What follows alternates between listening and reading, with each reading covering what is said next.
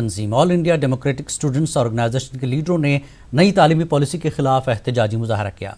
AIDSO के लीडरों ने नई तालीमी पॉलिसी को तालीमी तिजारत से जोड़ने का इल्ज़ाम लगाते हुए कहा कि तालीमी पॉलिसी साजों ने मसवदे में तलबा के अक्सर मुतालबात को नज़रअंदाज कर दिया है।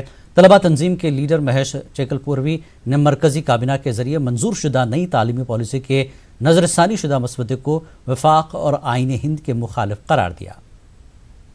Democratic Student Organization Raichur District Committee, they are protesting in the front of DC office regarding a new education policy. It's brought by central government. It is a very commercialization. It is increasing the commercialization and communalizing the education. It has formed that policy. We are opposing throughout India. Today we are protesting throughout Karnataka against the NEP, National Education Policy. We are demanding that should be scrapped. That should not be implemented in Karnataka. We are demanding that. मरकजी हुकूमत की मुतारफ करदा नई education policy के खिलाफ left तलबा तंजीम AIDSU ने Gulbarga DC office पर एहतजाज किया। तलबा तंजीम ने नई एजुकेशन पॉलिसी को तालीम का प्राइवेटाइजेशन करार दिया है। साथ ही मखसूस नज़रियात को तलबा पर थोपने का भी इल्ज़ाम आयद किया। कर्नाटक की एग्रीकल्चर व हार्टिकल्चर यूनिवर्सिटियों में ऑनलाइन एग्ज़ाम की भी मुखालफत की। यूनिवर्सिटीज़ में लेक्चर्स जो भी लेक्चर्स के स्टाफ्स की प्रॉब्लम्स है, बहुत सारे लेक्चरर्स अभी गेस्ट लेक्चरर्स बन के आए हैं। अभी हम स्कूल्स का भी देखें तो सिंस 5 years गेस्ट टीचर्स बोल के अपॉइंट कर रहे हैं। हालांकि बहुत सारे स्टूडेंट्स D.Ed B.Ed ख़त्म करके एजुकेशन लेके बैठे हैं, उन लोगों को न्यू अपॉइंटमेंट नहीं कर रहे। तो इसके खिलाफ ये जो NEP लाया गया है ये प्रो नहीं है, rather it is very harmful for the अभी जो बिगड़े हुए एजुकेशन सिस्टम को और बिगड़ते हुए हम लोग देख सकते हैं। इसको ऑनलाइन एग्ज़ाम लिखने के लिए मजबूर किया जा रहा है।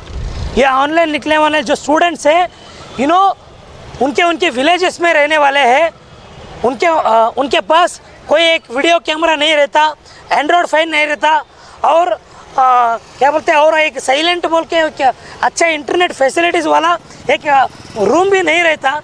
ऐसे मौके पर आप कैसे एक इंटरनेट ऑनलाइन एग्ज़ाम ले सकते हो? ये सरासर स्टूडेंट्स के खिलाफ लिया गया स्टेप है, इसे छोड़ना चाहिए। मुल्क में नाफिज हो रही नई तालीमी पॉलिसी पर जहां आज वज़ीर आज़म नरेंद्र मोदी ने खिताब किया, वहीं अलीगढ़ मुस्लिम यूनिवर्सिटी के असातिज़ा और दीगर इंतज़ामिया ने भी मज़कूरा पॉलिसी पर इत्मीनान का इजहार किया।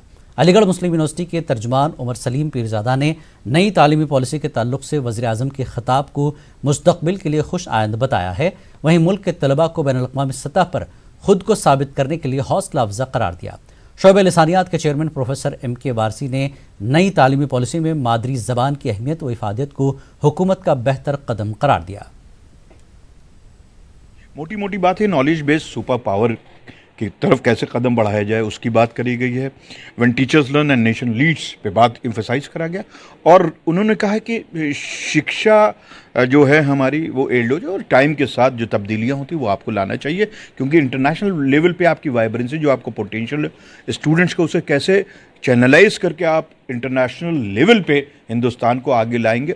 देखिए, जब ये नई एकेडमिक पॉलिसी आई थी तो सारी यूनिवर्सिटीज़ में और सारे जो एजुकेशनल सेंटर्स थे उसमें बाकायदा गवर्नमेंट की तरफ से ये चीज़ भेजी गई थी कि इसमें जो भी चीज़ें डिबेट की हो, जो भी चीज़ें करेक्शन की हो, मॉडिफिकेशन की हो, वो रिकमेंड किया जाना चाहिए।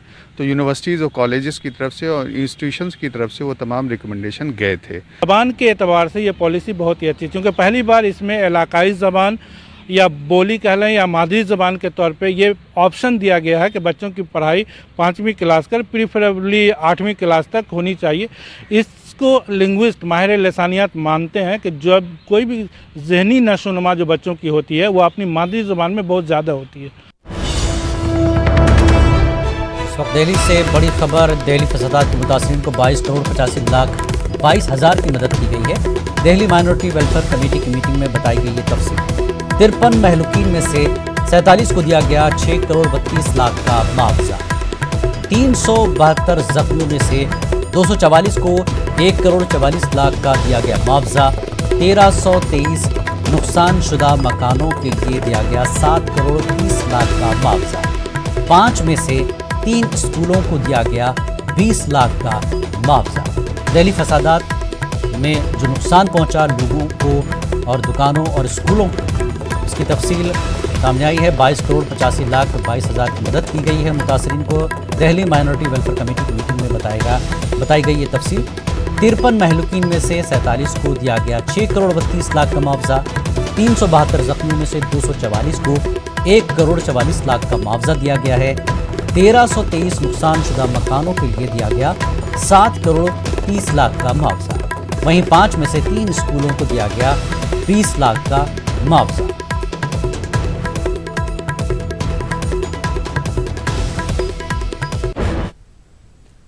और आगे बढ़ेंगे। झारखंड हज कमेटी की तश्कील के लिए 14 नामों की तजवीज़ को वज़ीर आला हेमंत सोरेन की मंजूरी को 1.5 माह से ज़ायद का अरसा हो गया है, लेकिन अब तक इस ताल्लुक़ से नोटिफिकेशन जारी नहीं हुआ। इस ताख़ीर से मुस्लिम अक़लियत में बेचैनी है और हज कमेटी के साथ साथ अक़लियती कमीशन, वक्फ बोर्ड, मदरसा बोर्ड, उर्दू अकेडमी जैसे फलाही इदारों के जल्द क़याम का मुतालबा किया जा रहा है। झारखंड स्टेट हज कमेटी की तश्कील माननीय मुख्यमंत्री हेमंत सोरेन ने कर दिया है, लेकिन उसकी नोटिफिकेशन अभी तक नहीं हुई है।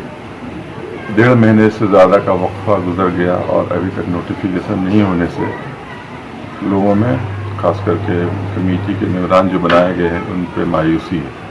अगर इस तरह की देर होती रही तो और बहुत से माइनॉरिटीज़ के सिलसिले में कमेटियां हैं, बोर्ड्स हैं, जिस तरह माइनॉरिटी कमीशन है, वक्फ बोर्ड है, मदरसा बोर्ड है, उर्दू अकेडमी है, इनकी तश्कील करने में क्या जब देर होगी तो फिर काफ़ी ये स्टेट, झारखंड स्टेट माइनॉरिटीज़ के लिए पीछे होता जाएगा और माइनॉरिटीज़ भी पीछे होते जाएंगे। मौलवियों का वेतन का भुगतान का आदेश दिया, ये अपने आप में एक अचीवमेंट है। बहुत जल्द समय में हज कमेटी का गठन किया है।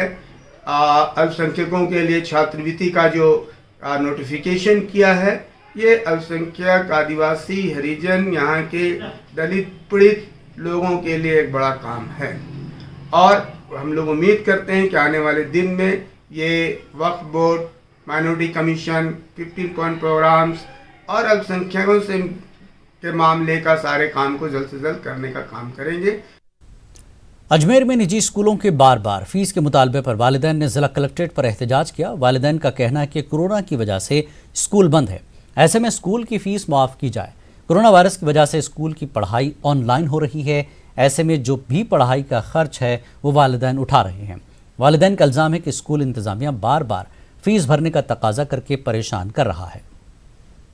फीस को लेकर के हम लोग कलेक्टर साहब के पास आए हैं। मेरे पास ज़्यादातर माँ बाप आ भी रहे हैं, फ़ोन भी आ रहे हैं कि उनके पास रोज़ाना स्कूल से मैसेजेस आ रहे हैं फ़ीस जमा करवाने के, और उनको ये कहा जा रहा है कि ऑनलाइन क्लासेस के लिए हमें टीचर्स को पे करना है। जबकि आप देखिए ऑनलाइन क्लासेस भी हो रही है तो खर्चा तो माँ बाप का ही हो रहा है, चाहे वो नेट का हो, चाहे बिजली का हो, चाहे मोबाइल का हो। स्कूल ही नहीं खुल रहे हैं, बच्चे ही नहीं जा रहे हैं, तो फीस की भी ज़रूरत नहीं है। ऑनलाइन क्लासेस आप लोग बंद करवा दीजिए, हम लोगों को नहीं चाहिए ऑनलाइन क्लास। शायद ये बात उन लोगों ने सीरियसली नहीं ली स्कूल वालों ने, इसीलिए आज हम माननीय जो हमारे शिक्षा मंत्री जी हैं उनसे विनती करने आए कि वो भी आकर के इनको कम से कम पाबंद करें।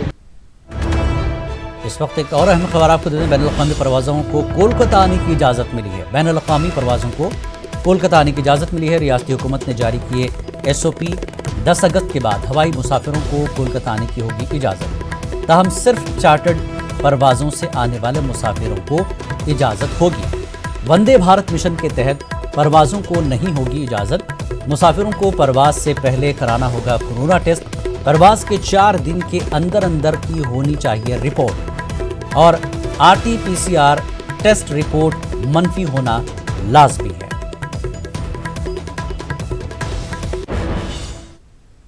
खास बात इंडिया में फिलहाल इतना ही। मज़ीद ताज़ा खबरों के लिए आप लॉग इन कर सकते हैं हमारी वेबसाइट news18urdu.com पर।